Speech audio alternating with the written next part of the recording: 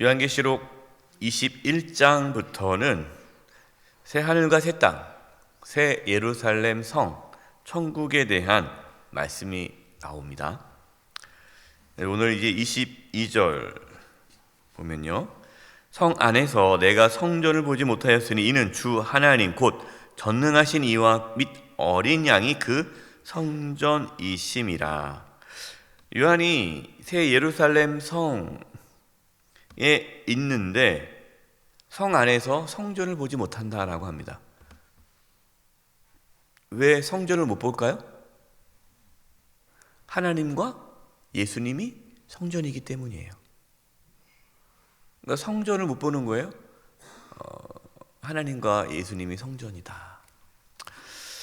그 전에는 성전, 그러면은 성전은 장소죠, 장소. 그래서 예전에는 예루살렘으로 가야 예루살렘 성전에 들어갈 수 있는 거고, 성전을 눈으로 보는 거고, 그러니까 성전이 장소적인 개념이었단 말이에요. 그래서 유대인들은 예루살렘에서 예배를 드린 거죠. 그러니까 예루살렘 그 성이 성전인 거예요. 그러니까 예루살렘에 가야만 성전에 들어갈 수가 있었는데, 새로운 성전, 새 예루살렘 성은 장소가 아니라 하나님이 계신 곳이 성전이다라는 거예요. 하나님이 계신 곳이. 예수님께서 예루살렘 성전을 너희가 무너뜨려 봐라, 내가 3일 만에 짓겠다, 그렇게 말씀하셨잖아요. 예수님께서 3일 만에 짓겠다라고 했는데 그 성전이 누구를 가르치는 거예요? 자신의 몸. 예수님께서 부활하심으로 그 부활하신 몸이 하나님의 성전이다라는 거예요. 이 뜻은 뭡니까? 예수님께서 계신 곳이 성전이 되는 거예요. 그래서 예수님께서 이렇게 말씀하셨죠. 내 이름으로, 예수님의 이름으로 두세 사람이 모인 곳에 내가 너희와 함께하겠다 그랬죠. 그럼 그곳이 뭐가 되는 거예요? 그게 성전이 되는 거예요. 그러니까 교회라는 게 이 건물이 교회가 아니죠. 여러분, 이 건물은 예배당입니다. 예배당. 우리 지금 예배당에 와 있는 거고, 교회는 뭐예요? 예수 그리스도의 이름으로 두세 사람이 모인 그 공동체가 교회예요. 모인 곳이 교회예요. 그러니까 장소가 아니죠.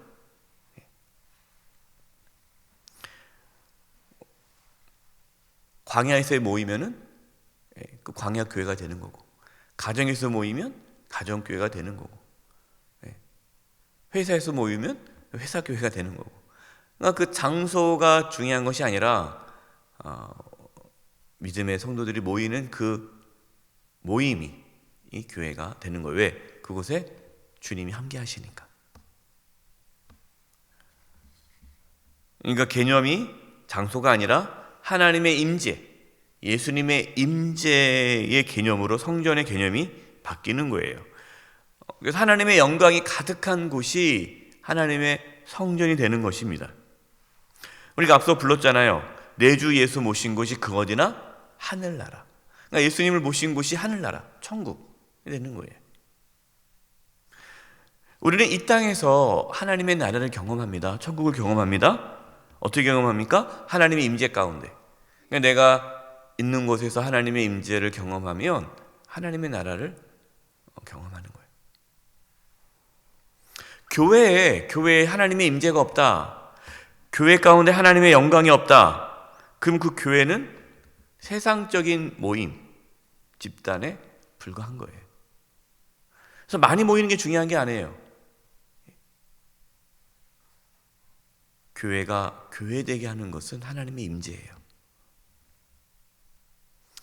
저희 영세교회가 늘 하나님의 영광이 가득하고 하나님의 임재 가운데 있는 교회가 되기를 간절히 바랍니다. 그렇게 되기 위해서는 우리 각자가 하나님의 임재 가운데 살아야 돼요.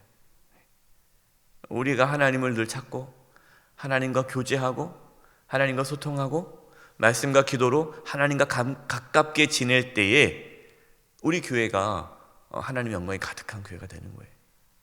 근데 시기하고 질투하고 미워하고 싸우고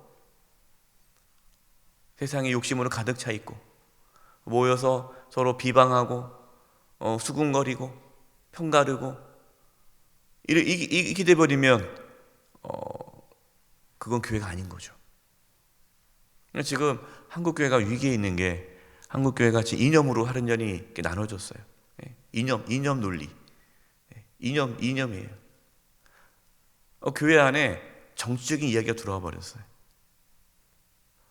하나님의 영광이 사라지는 거예요. 하나님의 임재가 사라지는 거예요. 너는 무슨 당이냐? 너는 어디냐? 자냐 우냐?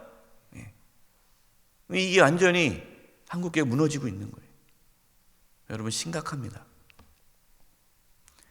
교회가 교회 되려면 하나님의 영광이 가득해야 돼요. 하나님의 임재가 있어야 돼요.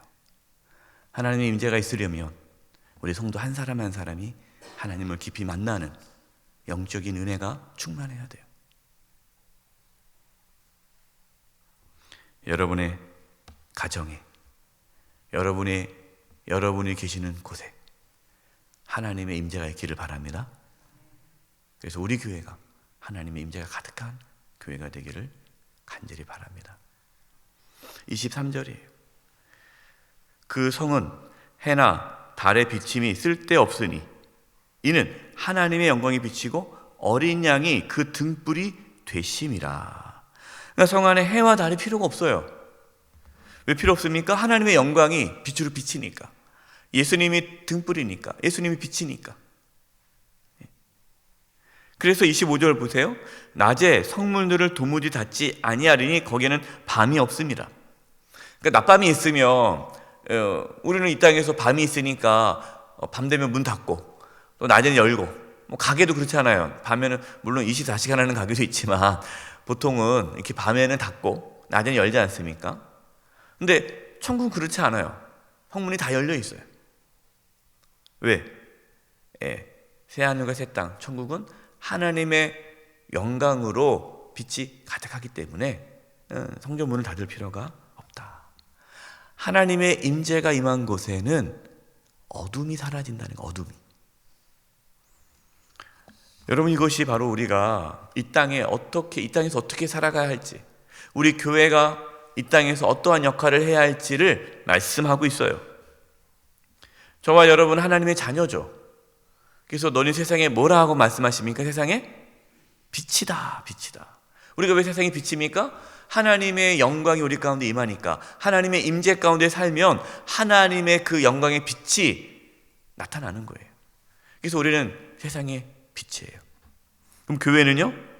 교회도 세상의 빛이겠죠. 우리가 빛이니까. 그래서 교회가 무너지면 세상은 어두워집니다. 이게 역사 가운데 그래요. 교회가 타락하는 그 시대에 사회가 어두워요. 중세가 그랬죠. 중세가. 지금 우리나라가 위기인 이유가 한국 교회가 무너지고 있기 때문에 그래요. 한국 교회 지도자들이 무너져가고 있으니까. 교회 성도들이 너무나도 세상적으로 살아가니까. 한국 교회가 무너지니 당연히 이 사회가 어두워질 수밖에 없는 거예요. 우리 교회가 세상의 빛으로 사명을 잘 감당할 수 있기를 바랍니다. 뭐 다른 교회 얘기할 거 없죠. 뭐 우리 교회만 잘하면 돼요. 각자 교회가 잘하면 돼요. 그래서 우리 교회가 정말 이 지역에 빛과 소금의 역할을 잘 감당할 수 있도록 우리는 그것을 위해 기도하고 그렇게 우리가 헌신하며 살아가는 거예요. 27절입니다.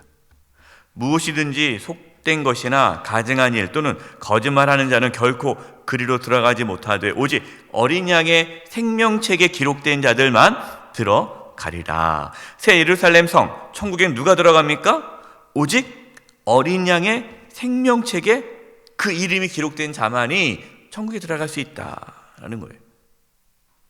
그러니까 지금 요한계시록 우리가 말씀을 쭉 나누고 있는데 이 두 짐승, 세상의 권세, 하나님을 따르지 않고 세상의 삶의 방식을 따르도록 유혹하는 세상의 권세, 그 권세 앞에 굴복하지 않고 넓은 길을 가지 않고 세상 사람들처럼 살지 않고 말씀으로, 하나님 말씀대로 살아가려고 몸부림치고 그것 때문에 핍박을 받고 고난을 받는, 그래서 예수 그리스도의 이름으로